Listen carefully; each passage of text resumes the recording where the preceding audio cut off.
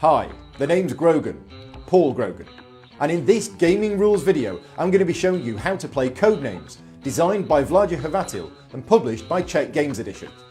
In Codenames, two rival teams of spies must try to make contact with their own agents who are out in the field operating undercover.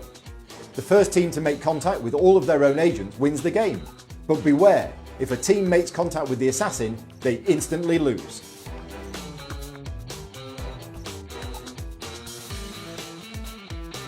Players divide into two teams of roughly equal size.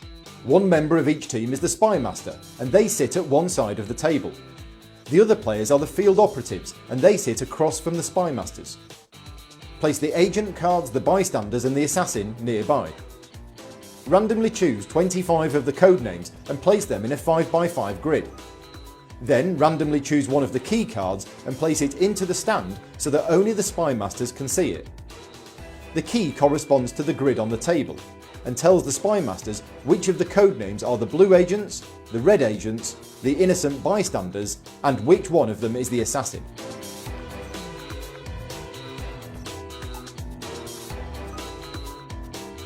The lights around the edge of the key show which team starts.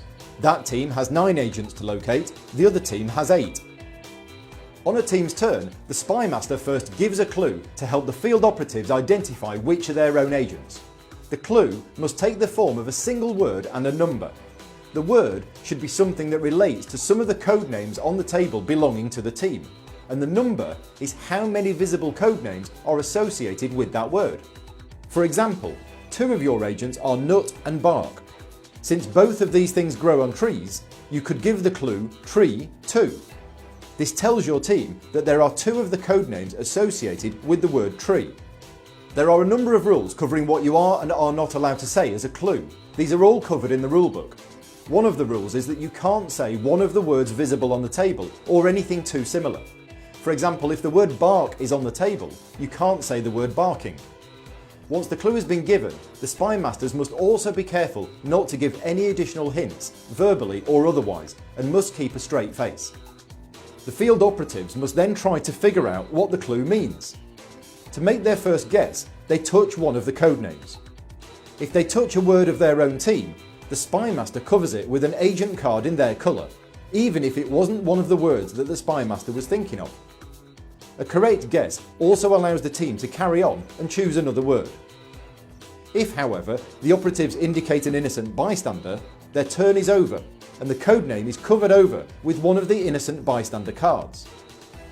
Worse yet, if the operatives touch an agent of the opposing team, their turn is also over, and the codename is covered with an agent of the other team's colour, bringing them closer to victory.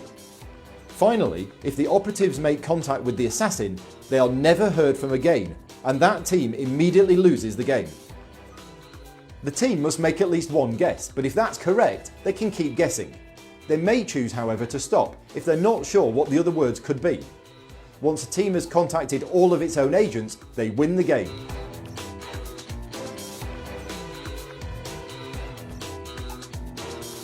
The red team starts and the Spymaster gives the clue suit 2. After thinking about it, the red operatives first choose diamond.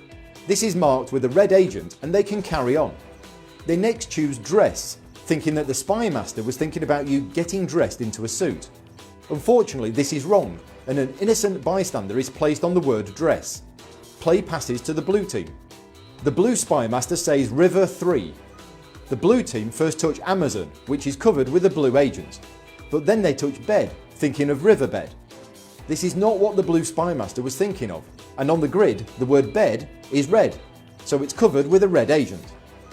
It's now red's turn again, and the red Spymaster says ship 2.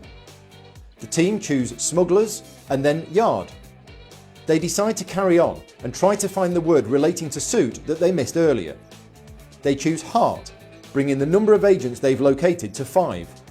The blue team now have a lot of work to do. Codenames is normally played with 4 or more players, but there are rules to cover 2 and 3 player games.